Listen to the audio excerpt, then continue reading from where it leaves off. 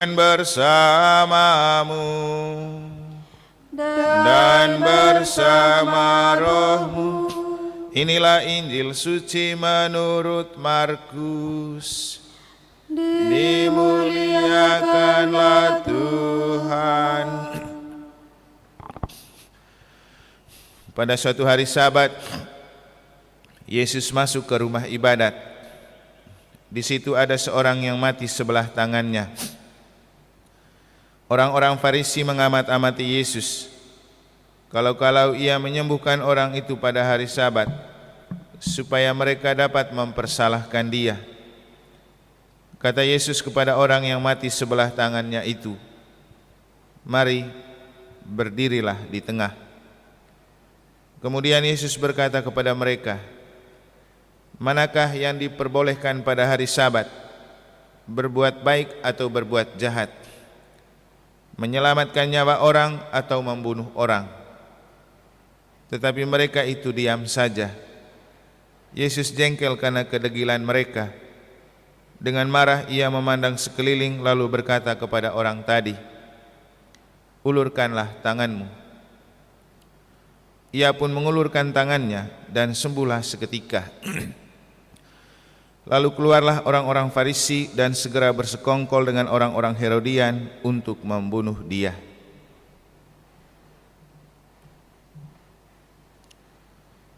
Demikianlah sabda Tuhan. Terpujilah Kristus.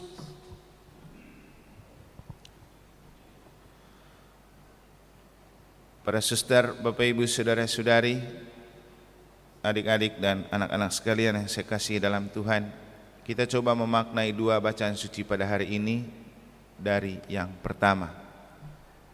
Dalam bacaan pertama, surat kepada orang Ibrani mewartakan tentang Melkisedek, seorang raja, Raja Salem dan raja penuh kemuliaan.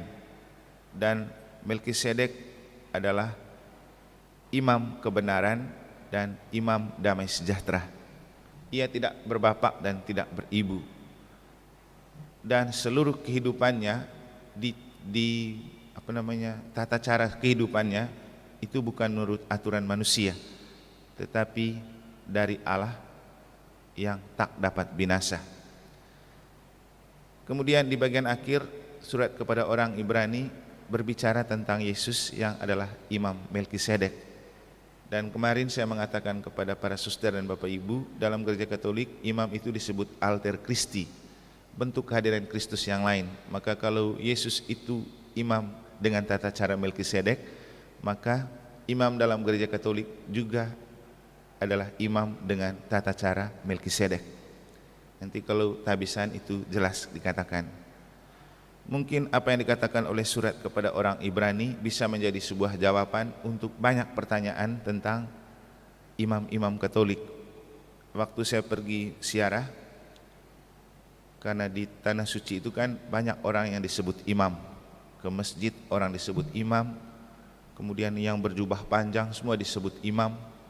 Pokoknya di dalam kitab suci juga ada cerita tentang imam. Waktu ada orang yang dirampok dalam perjalanan ke Yeriko, di situ kan ada cerita tentang ada imam yang lewat, tapi dia melewati begitu saja. Yang membantu orang yang sakit ini orang Samaria yang baik hati. Maka kemudian salah satu dari peserta ziarah itu bertanya, "Romo, imam itu sebenarnya siapa sih?" Memang ini pertanyaan penting untuk kita menyadari siapa itu imam dan siapa itu imam Katolik. Banyak di antara kita yang belum paham. Dalam bacaan kemarin kita menemukan imam Katolik itu pilihan Allah dan penetapan ilahi, dan itu tidak jatuh kepada semua orang. Jadi tidak semua orang mengambil hal itu kalau Allah tidak menghendaki. Dan yang diambil itu orang-orang yang lemah, bukan orang yang sempurna, supaya kekuatan Allah yang bekerja di dalam dirinya. Makanya saya bilang kemarin, setiap kali ada tabisan, doanya pasti begini, Tuhan, engkau memanggil hambamu ini bukan karena dia mampu, tetapi supaya engkau memampukan dia dalam kelemahannya. Tugasnya apa? Mengantar orang-orang lemah dan berdosa untuk dipertemukan dengan Allah dalam sebuah perayaan. Maka imam tugas utamanya merayakan misa untuk mempersatukan kita yang berdosa dengan Tuhan yang menguduskan. Karena imam itu manusia yang lemah, juga pasti dia berdosa. Tapi cara hidupnya harus disesuaikan dengan tata cara ilahi.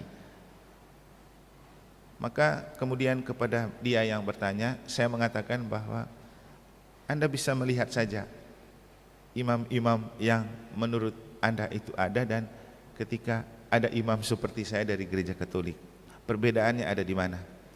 Dan memang sepintas perbedaan itu nyata dalam cara hidup. Yang paling konkret mungkin antara menikah dan tidak menikah. Imam Katolik kan tidak menikah, imam lain pasti menikah. Imam dalam arti yang di luar gereja Katolik. Hanya dalam gereja Katolik saja imam tidak menikah. Dan ini tentu menimbulkan pertanyaan, kenapa? Apakah mereka kumpulan manusia yang tidak normal? Pokoknya banyak-banyak pertanyaan. Tapi jawabannya seperti yang dikatakan oleh surat kepada orang Ibrani. Karena Imam Melkisedek itu bukan hidup seperti tata cara dan peraturan manusia. Kenapa kemudian untuk orang yang tidak mengerti dan paham melihat imam Katolik itu dan hidup membiarkan itu janggal? Tapi sebenarnya karena memang itu kacamata manusia, kacamata Allah tidak janggal. Dan kemudian hal yang juga dapat kita maknai itu ketika juga beberapa saat lalu Pak Franz Ferik ikut kegiatan tokoh-tokoh agama dalam diklat, termasuk juga ada yang bertanya, pendeta, bagaimana kamu punya romo bisa hidup macam tidak pernah kekurangan, tapi bisa punya mobil, bisa punya ini dan itu, dan hidupnya seperti dimudahkan. Lalu Pak Frans jawab, ya itu semua berkat, bukan target. Jadi itu juga karena orang beri, bukan karena dikejar. Terus gajinya berapa? Makannya bagaimana? Bilang nggak ada gaji. Juga makan tergantung umat kasih atau tidak. Bilang kok bisa? Ya itulah imam Katolik. Lalu kemudian ketika saya ketemu Pak Frans, saya mengatakan bahwa lain kali kalau mereka tanya, jawabnya begini. Hidup imam gereja Katolik itu memakai prinsip dahulukan kerajaan Allah dan kebenarannya, maka semua yang lain akan ditambahkan kepadamu. Apalagi kalau pendeta yang tanya. Dan perpuluhan bukanlah target dari pekerjaan imam. Jawab begitu aja. Dan memang dalam Injil, dalam bacaan pertama kita mendengar bicara tentang perpuluhan. Dan ketika Abraham menyampaikan perpuluhan, itu kan bukan target utama dari Melkisedek. Yang Melkisedek lakukan pertama, dia menyambut dan memberkati. Jadi menyambut dan memberkati dulu, baru dapat upah. Jadi kita gereja Katolik, imam melayani bukan tuntut dulu, kau nanti bayar berapa, tidak. Atau nanti 1/10 dari pendapatanmu kau kasih dulu. Nah, maaf saja kalau dalam gereja-gereja lain kan perpuluhan itu wajib, tapi dalam gereja Katolik tidak wajib. Maka persembahan kita juga harus murni keluar dari ungkapan rasa syukur. Nah, seperti Abraham, dia kan tidak karena Melkisedek minta dia kasih perpuluhan itu, tapi muncul dari kesadaran karena dia tidak tahu bagaimana caranya bersyukur untuk rahmat dan penyelenggaraan dan berkat yang Tuhan berikan melalui Melkisedek. Karena sebelum ia pergi juga ia minta berkat di Melkisedek. Sehingga ketika dia sukses, dia pulang dan pertama dia menyampaikan ungkapan syukur dengan memberi perpuluhan dari hasil jarahannya. Tapi lagi-lagi bukan ini yang pertama yang ditargetkan oleh Melkisedek, tapi dia memberkati. Dan itulah hidup gereja Katolik. Dan imam para suster itu memang seperti tidak punya gaji dan tidak punya pendapatan, apalagi perpuluhan, tapi bisa hidup baik. Kenapa? Prinsipnya itu, dahulukan kerajaan Allah dan kebenaran, nanti semua yang lain akan ditambahkan. Ini kan kata-kata Yesus, ini bukan hoax, ini benar.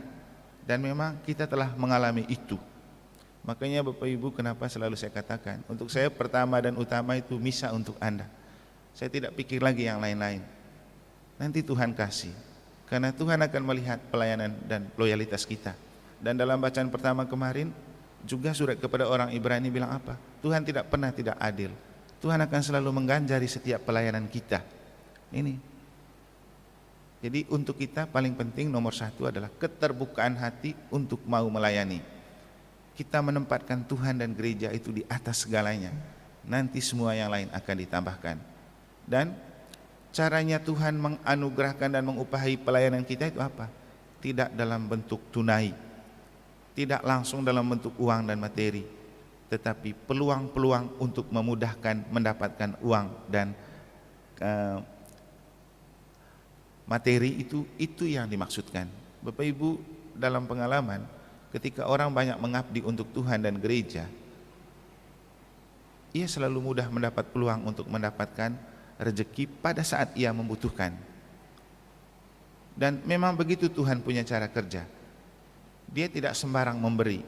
Saat kita betul-betul kepepet dan membutuhkan, dan seperti kita merasa sudah tidak ada jalan keluar lagi, nanti Tuhan datang pada saat itu. Sehingga selalu ada seperti mujizat dalam hidup. Sesuatu yang tidak mungkin tetapi mungkin bisa terjadi. Nah, inilah Tuhan. Kenapa? Tuhan tidak pernah tidur. Tuhan tidak pernah menutup matanya. Tuhan selalu melihat seluruh hati dan gerak-gerik kita. Karena Tuhan kan melihat hati. Maka lakukanlah apapun dengan hati, yang oleh Santo Paulus dibahasakan dengan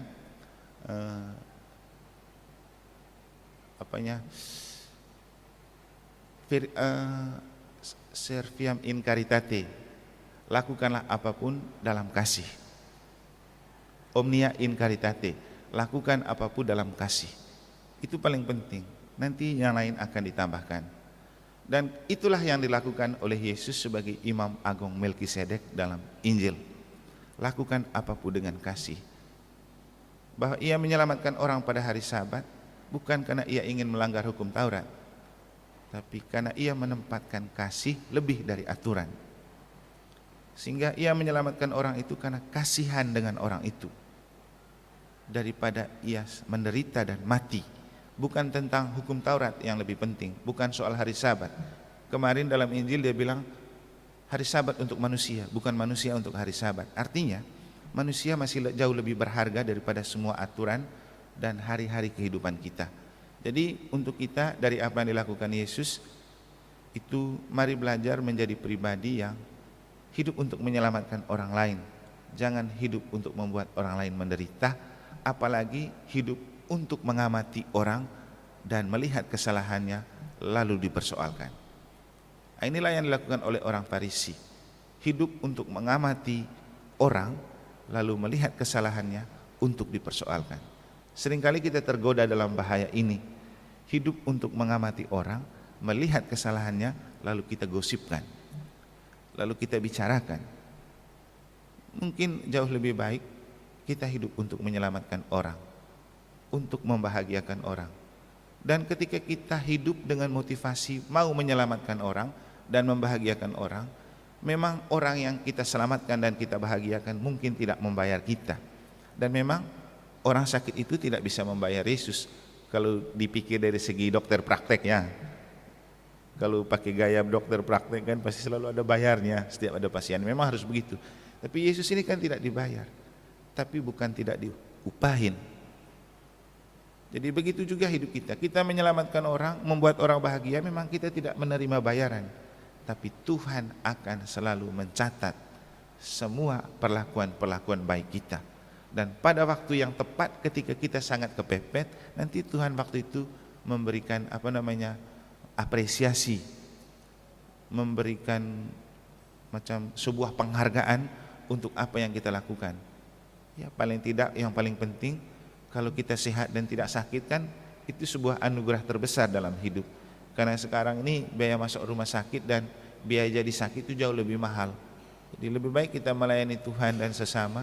Siapa tahu itu membuat kita selalu sehat. Bukan berarti tidak sakit, tapi Tuhan selalu menjaga dan merawat kita. Dan akhirnya para suster dan Bapak Ibu, hal lain yang penting untuk kita maknai dari Injil itu ketika Yesus mengubah kemarahan menjadi berkat. Kapan itu? Ia marah dengan tingkah orang Farisi. yang mempersoalkan dan mempersalahkan dia. Jadi dalam Injil jelas sekali ditulis, Yesus marah, ia jengkel karena kedegilan mereka. Maka dengan marah ia memandang sekeliling lalu berkata kepada orang tadi, ulurkanlah tanganmu. Mengekspresikan kemarahan dengan hal-hal positif. Ini yang berat. Dia sedang marah, tapi dia tetap mau menyelamatkan orang. Nah, kita ini pasti kalau lagi marah tidak mungkin mau selamatkan orang, tidak mungkin bisa membahagiakan orang. Tapi Yesus walau sedang marah, ia tetap membahagiakan orang.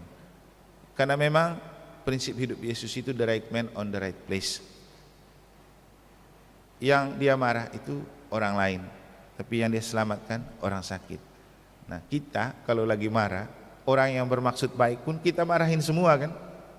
Nah, itulah kita manusia. Tapi mungkin dengan apa yang kita dengar dalam Injil hari ini, mari kita belajar perlahan demi perlahan untuk menata hati kita dan diri kita, membiarkan Tuhan bekerja di dalam diri kita. Karena ketika ada Tuhan di hati dan di dalam hidup, kita juga bisa mampu mengubah kemarahan menjadi potensi yang mendatangkan berkat seperti yang ditunjukkan oleh Yesus.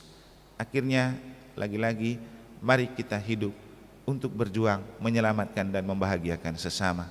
Jangan terus hidup sebagai pengamat yang mengamati orang, melihat kesalahannya untuk dipersoalkan. Semoga Tuhan memberkati.